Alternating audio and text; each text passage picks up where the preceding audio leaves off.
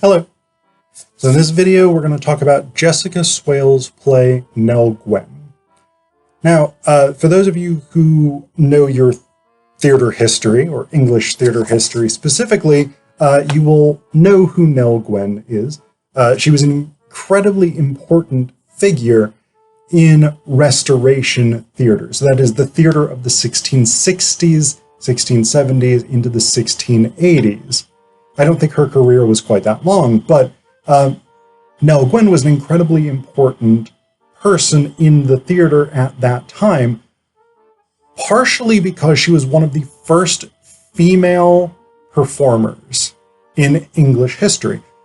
When Charles II is restored to the monarchy following Cromwell's protectorate, restored in 1660, he brings from France the fashion for having female actors, which in England had not been the case.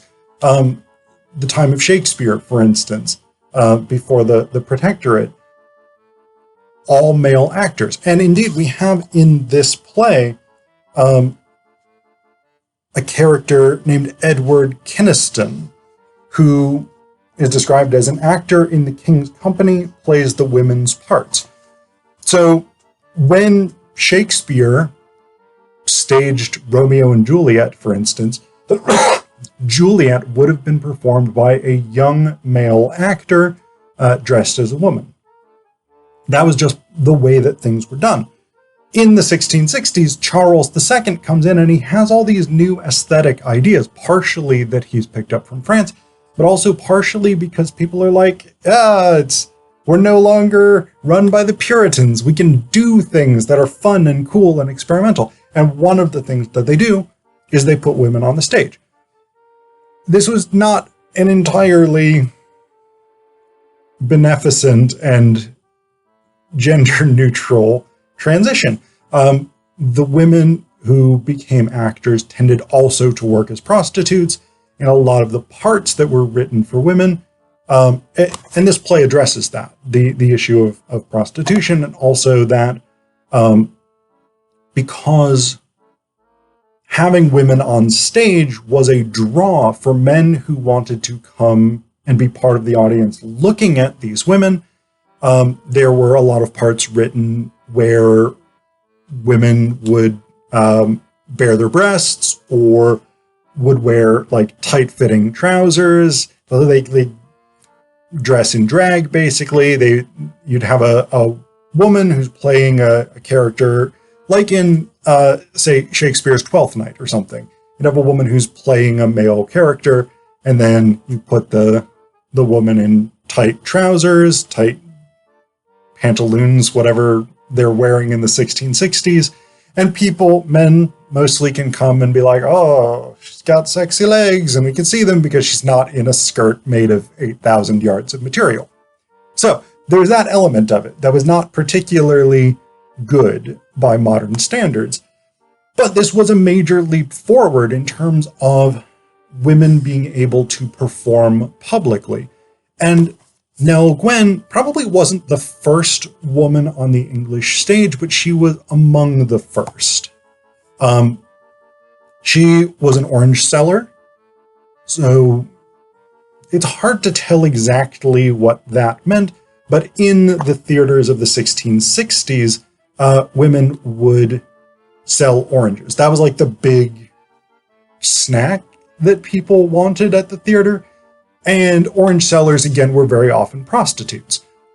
Nell Gwynn was probably a prostitute. I'm not sure quite how definite that is because she was a commoner, and so we don't have that much information necessarily about her early life before she comes to prominence. But she was an orange seller in this theater. She was very, very pretty by all accounts, and she was extremely witty. She was clever. She was smart. She was fast. She knew how to play language games. She had this sort of innate knowledge of how to do this, how to banter. And so the company, someone in the company, or multiple people in the company, whatever the situation was, in this play, it's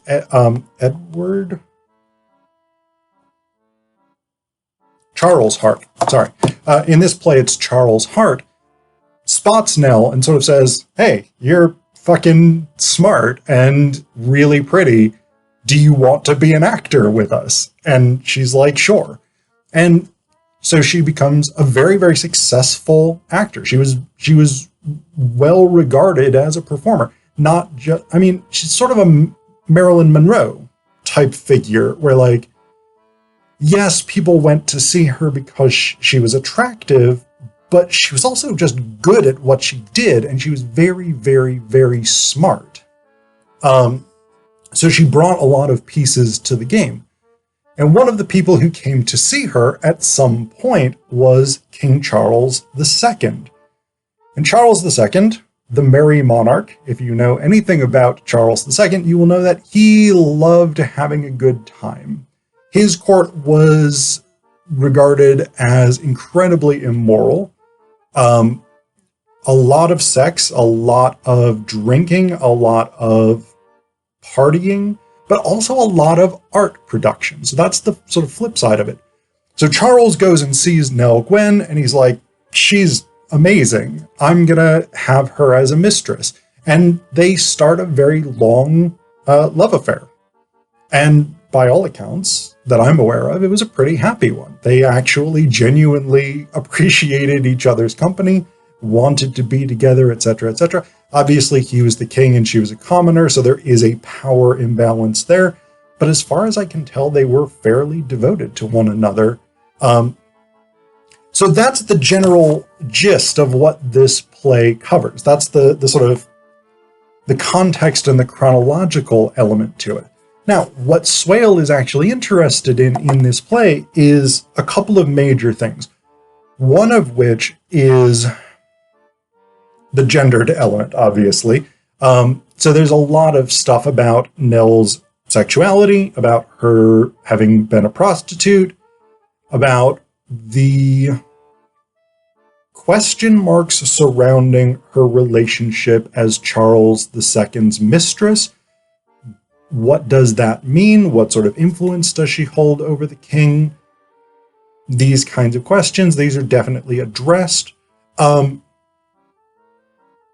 But also, how does having female actors, having female members of theater companies change art? So that's one of the things.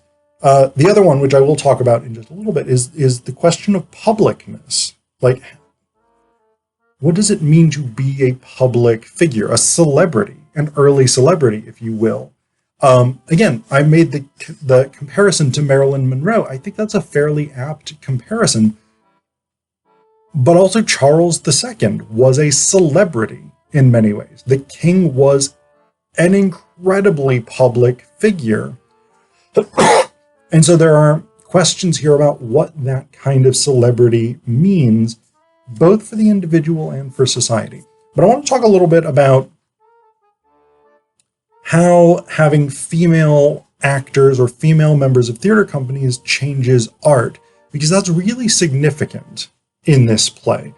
And again, a lot of it kind of revolves around the politics of voyeurism, we might say. Again, a lot of people came to watch early actresses in scanty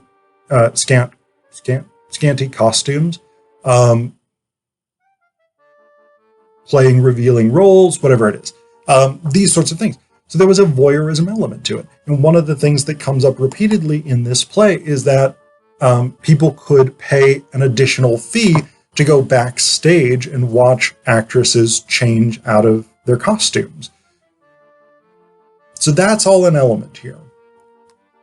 But Nell also plays a really interesting role in terms of redefining how female characters are created. Right, when you have all male companies, Shakespeare, the Elizabethan, the Jacobean, the Carolinian periods, when you have all male companies, all male playwrights, women are written from a male perspective. And this company, the King's Company that Nell has joined, has a male playwright. John Dryden, who was, of course, one of the most famous poets of the age, not a fantastic playwright necessarily, but an amazing poet. In this play, we have a scene, Act 1, Scene 5, in which Nell challenges him to write better parts for women. Because, I mean, the tradition is this like, oh, I'm in love, but also I'm fainting, and I can't do anything for myself type character. That's not necessarily a fair gloss of all of English theater prior to the 1660s, but you get what I'm saying. Juliet is not that active, for instance. Some women are more active, but they're often more active when they're dressed as men in Shakespeare plays. So we've got these kinds of things. What Nell pushes Dryden to do in this play is think about what women actually are, how women actually are, how to create a proper rounded character. So she says here, Mr. Dryden, yet again some gallant falls for a wilting, waifish woman without a bean of personality or a single funny line. But hey, it doesn't matter because she's pretty. Dryden says, now wait a minute. Nell says, and what does this flimsy-whimsy want from life? Adventure? Respect? No.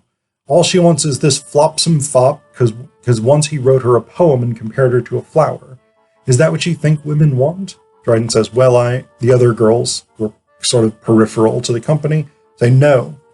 Nell says, Mr. Dryden, it's not. We're as naughty and tangly as you are, and yet how do you write us? Oh, Romeo, Romeo, lend me your dagger so I can kill myself, for though I'm young and healthy and have everything to live for, and I've only met you a week ago, my life's not worth living now you're gone. Really? It's Hogswell. Juliet is a noodle. Who wrote that twaddle anyway? Dryden says, William Shakespeare.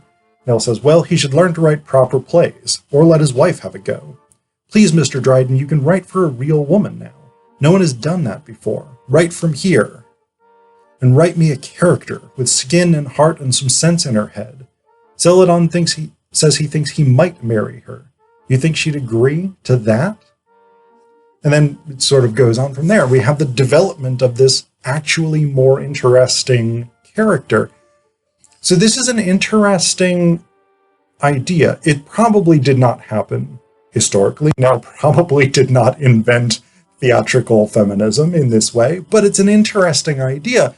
And I think there is some validity to the idea that when women joined theater companies and started actually participating in the life of the theater, in the life of art, that experience necessarily broadened the scope of what female characters would do.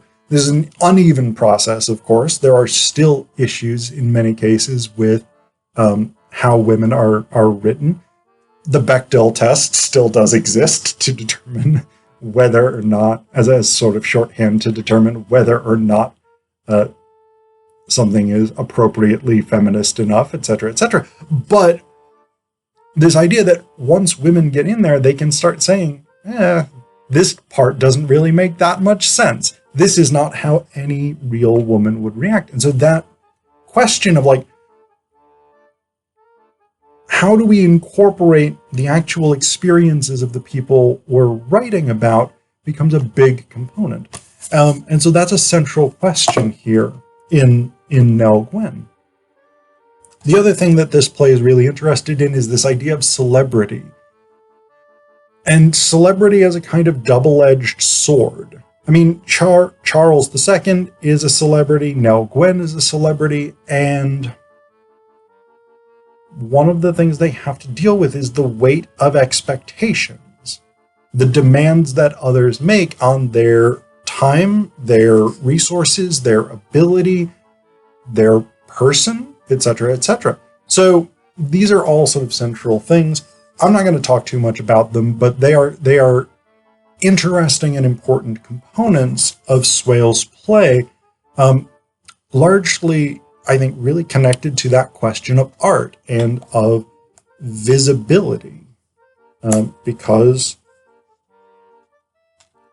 as female actors join the stage, the public visibility of women increases in an age where women don't have that many options for a public life. The one thing in terms of sort of both celebrity and women's control of art is that Nell gets to speak her own epilogue. So we have this bit. So Dryden, one of the running jokes in this play, and it actually is a very funny play. One of the running jokes is that Dryden never finishes a play on time. So Killigrew, who's the theater manager, says, "We'll begin tomorrow. Dryden, fetch Nell her role." Dryden says, "Ah, yes, I'll just need to finish it." Killigrew says, "You said you'd done it."